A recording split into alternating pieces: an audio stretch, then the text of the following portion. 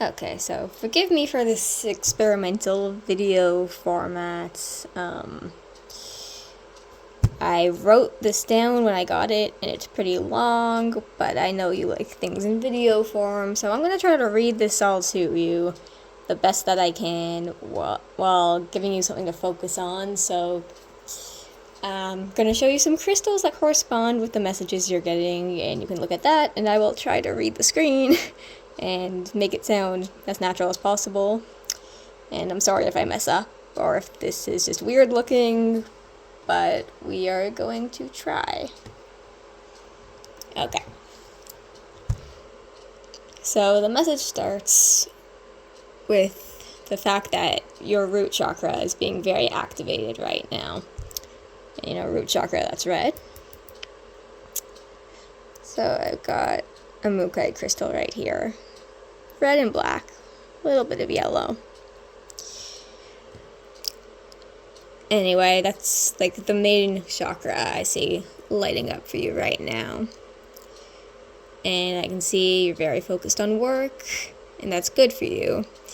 I think work is giving you a real sense of being centered, which you need right now. You need to recenter yourself, and that's going to help you feel like the narrator of your own life. And anything that makes you feel autonomous right now, and anything that gives you like a good sense of self is really healthy. And it's being emphasized how important it is for you to do stuff for yourself and to really feel empowered in all of your decisions right now. And it says even if you're nervous or like filled with doubt, it's better for you to make what feels like a mistake than to inhibit yourself and not act on what you feel like you want to do right now. Because it says a lot of the stale energy weighing on you from the past while has been due to inhibiting whatever your true desires are and really like tamping down the self. And making compromises you don't want to make. And stuff that just makes you feel like you're being caged in. And I think that's a lot of what you've been feeling the past while. And self-expression is going to be what sets you free. And that is going to be what allows your solar plexus, which is yellow. Got a citrine here. Anyway, that self-expression is going to be what allows your solar plexus to really flourish and grow and brings you back into your full energy. And I told you I saw, that's the chakra that's really going to start out very fragile but become very strong over the next while. And I feel like that energy rejuvenates a lot by spring. I feel really good about spring for you this year. I think interesting things are going to happen, and you're going to be feeling much more yourself and at peace. And just overall happier. And timing's always, difficult, but I'm seeing right now, maybe hopefully by April, if things progress well, things feeling much better. And the most important thing that you can do right now is just to really like yourself. And maybe you've struggled with that before, because that's a wound that's sitting in your solar plexus. But right now, I think you're currently on a journey of learning the self-love that you never really afforded yourself before. And maybe that's been hard, especially because I think, I'm told that you weren't fully valued and taught that love growing up. And that those kind of tense circumstances led to lifelong feelings of not being good enough. And that causes you to feel a lot of pain in your heart chakra. Heart chakra. This is a rose quartz right here, and it's heart-shaped. So, good visual.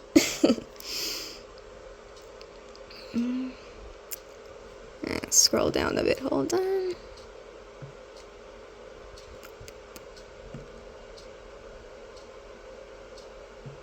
Anyway, so yeah. Those feelings can lead to a lot of pain in your heart chakra. which is the chakra that you really need the most healing in right now. And you have to learn to grant yourself a lot of grace and patience and be very forgiving with yourself. And before you can move forward and before other people can forgive you for anything, that you want to ask forgiveness for, the first thing you have to do is forgive yourself. And you have to make sure that you're lenient but also honest with yourself. And know when you did something that you should apologize for. And that's all part of growth and bringing more honesty into your life. And that's going to feed your whole system. The whole energetic system will revive a lot from that, and it's going to allow for a really significant change in your life. And truth is going to be very healing, and it's going to clear all the toxic stuff out of your heart chakra. And the more that you focus on heart-based activities, feelings, the more you focus on giving, on sharing, on listening attentively, on being generous, the better you're going to feel. And when you feel good about yourself, it's just going to make you feel more inspired in all areas of your life. And it's really a year for you to learn the joy of giving and selflessness, being there for others and really listening. And that leads to a feeling of rebirth. So it actually kind of makes sense that it might align with the spring, when the whole world sort of reborn in the spring. So you're just being told to keep your head up and relax and focus on creating joy and positive connection, but also with connecting deeply to the self. And a lot of heart progress is going to be made soon. And that's going to be the first step in moving on in life. Forgive yourself, forgive others, and then just keep giving positivity and allowing others to give it in return. Because there's a lot of love and a lot of gratitude and assistance that you can receive and you will receive if you're open to it. So you need to make sure that you're not being too in your head and not closing yourself off to all of that. Because if you want to receive, and I feel deeply that you do, then you need to leave your heart open and allow yourself to be accessible. And then you're going to receive in abundance, without even having to ask. And when you receive positive energy and you receive help and guidance in life, that's going to allow the natural flow of thoughts and ideas and feelings. And then it makes everything else easier in your life. And when that happens, there's less for you to worry about. And it's like a weight is lifted. And hopefully at this point, the weight that used to be on you, and I feel was on you for most of your life, and up until maybe earlier this year, hopefully that weight is never going to be on you again. Because if you allow for it to be, then things are going to be much lighter moving forward, and you won't have to deal with such a heavy weight again. Because it says that you suffered in silence for too long, and you internalized everything that was happening, and you just lived with it, and you should never allow that to happen again. You should express your feelings, and, be clear when something is over, be clear when your needs aren't being met, and when you state decisively that you want one era of your life to be over, then you have the easiest opportunity to grow and move on. And, you get to make the decisions in life. At the end of the day, you decide your own life journey and what you allow to manifest and allow to linger beyond its use. Like, all of that is in your control. Nothing changes without your permission. So that's when you have to reach into that root chakra energy. And you have to be bold and assert yourself. Because whatever you dictate from a place of full self-confidence will harness the full power of the root chakra, and then you'll immediately find peace. And that's how you can control your life, and you control kind of more when everything happens. But for that to happen, you need to connect to your inner authority. Because nothing leaves before you're ready to let go of it. And then nothing new arrives until you're excited to meet it in that new chapter of your life. So if you keep looking forward and you keep your expectations open, then you allow for a lot of new and wonderful and weird stuff to enter your life. And optimism is a really powerful thing for you. You know, you don't have to feel good all the time, but you have to be willing to believe that new things are coming and that those new things are going to lead you to the greatest good. You just have to trust and have belief. And that's really all you need to make things happen for yourself. 1 second. Okay. So the next part, this might sound kind of weird. I'm not sure how familiar you are with the concept of spirit guides, but we all have them around us, and they can be people we've known in this life who have died, people who are, like ancestors or connected to people that we know that maybe you didn't get a chance to meet in this life, but they're still around you. There can also be past life spirits that are attached to you in this life.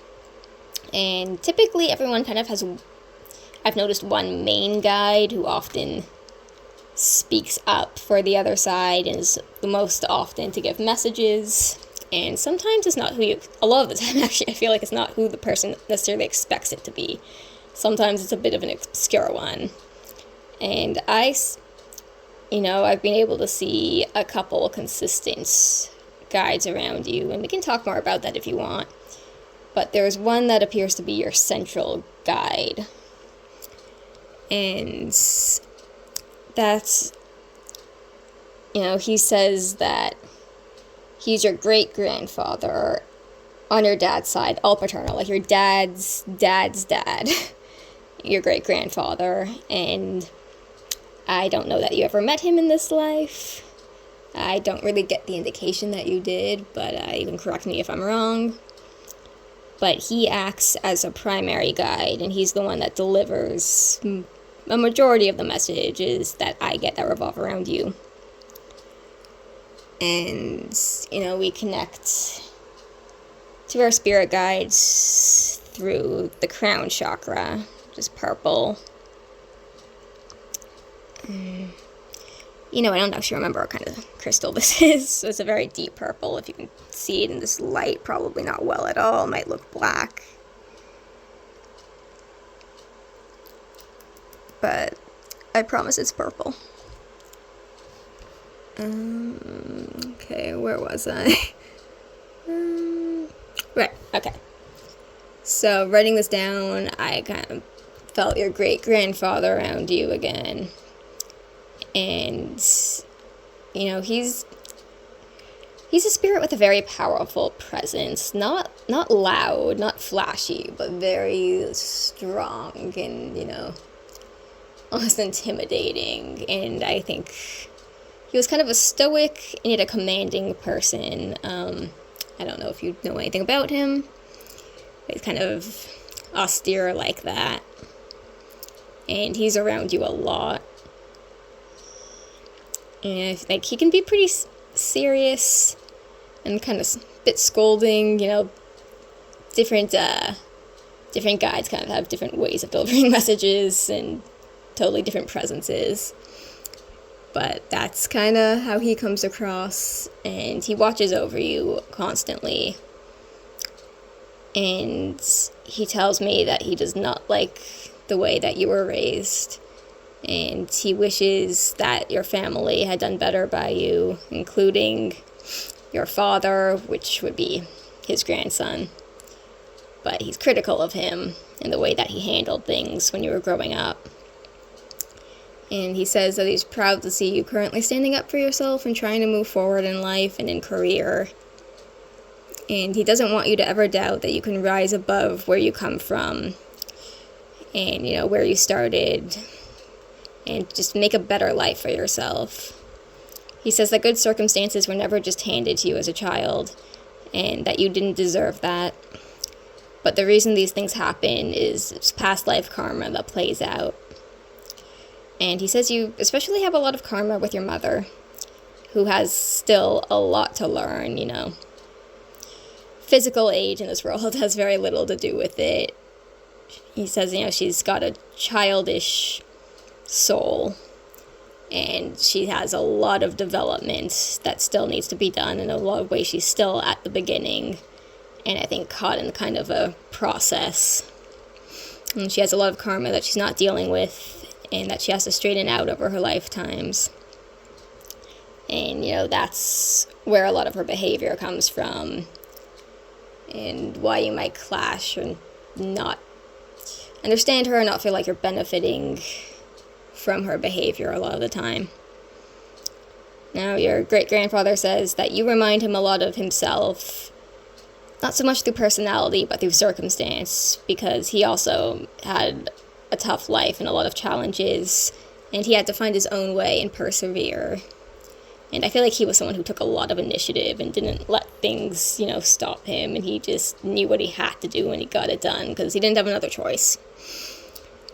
And he says that you kind of have that inherited familiar karma from him, and that even if you never met, there's a reason that you were born into his family, because you two have similar soul challenges. And you're kind of paired together, with him as your guide for this reason, and that he's meant to be a guide because he can help you in those ways, because he has that experience, and he's like a guardian to you. Sorry, I feel like my voice is getting a little rough. So he's always watching out for you, even if he says, even if he doesn't agree with all your choices, because he's one of those guides who says who isn't shy to express those kinds of opinions. Very tough, matter-of-fact sort of personality, but still always supporting you. And he says that he knows you didn't have the full unconditional support and love that you needed growing up, but it's like he stands behind you all the time, from the other side. And now he keeps showing, I've seen this before, and it came back up now. It's like he's showing me this image of you in the hospital, and I'm not sure if this was a specific incident, or he's showing me that you went to the hospital several times growing up, for whatever reason. But it's like you're in the hospital, and, something's wrong, and I can feel that he's got, the whole back of my head lights up. I can feel that he has his hand on the back of your head, and he's protecting you. He won't break that contact while you're in the hospital. And I just get the sense that he's upset with what happened. Again, maybe this was a specific incident, or maybe it was that there were multiple trips, and he's upset that you kind of ended up there multiple times. But it's he's upset because I feel like he blames someone for this. Maybe there was someone around you who kind of allowed a circumstance or an injury to happen, or he felt it was someone else's fault, or that someone in your family should have been watching you better, or that maybe just that your family put you in circumstances that led to you acting out, doing something stupid, and landing yourself in the hospital. But whatever it is, it's the feeling that someone should have been guiding you better, watching out for you better, treating you better, and that circumstances ended up with, you injuring yourself, or someone injuring you, or just,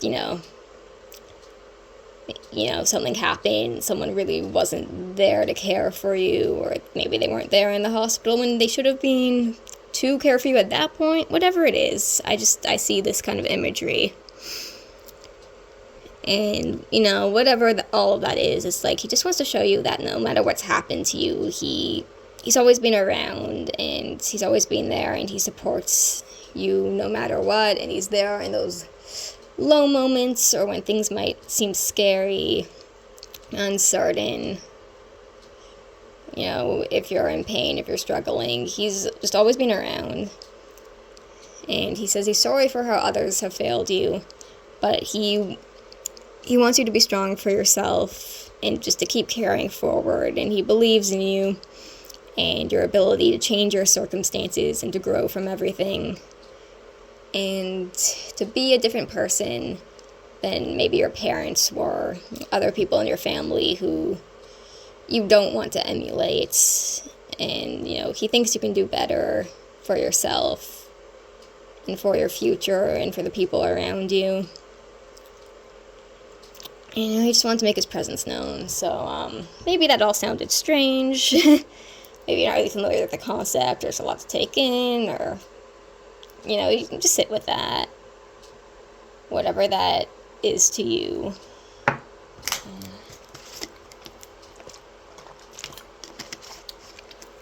And if you want to talk about guides or anything, we can, and I can give you more information, and maybe, if we start trying with the psychic stuff, maybe you can pick up on that stuff yourself one day.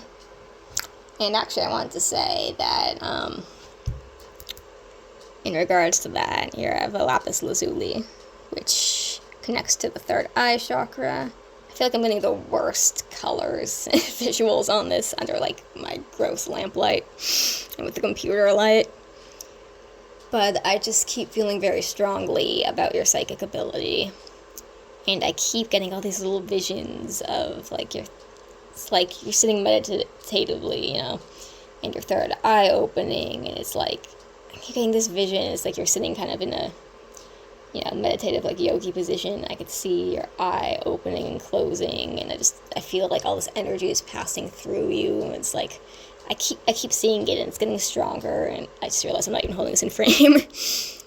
And, since we talked about it, I just feel like getting stronger and more certain, so I really feel good about that, in the new year, of you making that effort and trying to connect. And I still feel like it's going to be easy for you and something that uplifts you. And that, going into this new year is the perfect time if you want to try that later this week. I just feel like things are in perfect position to give that a try right now. So let me know when you want to give it a try. Because I just feel nothing but good things coming off of it. And, I wouldn't say that, and I wouldn't push you to do it if I didn't really, truly believe it was something that not only you'd be good at, but that you're meant to do. And that's gonna open up a lot of positive things. And it's not even so much about, opportunity or, the way it changes the circumstances going around you in your life, your environment. It's what it changes within. Your confidence and your ability to trust yourself and to trust your intuition and to feel that you're being a good judge of character and to just really connect to something within and something creative, because I feel like there's a lot of creativity that links to the third eye as well.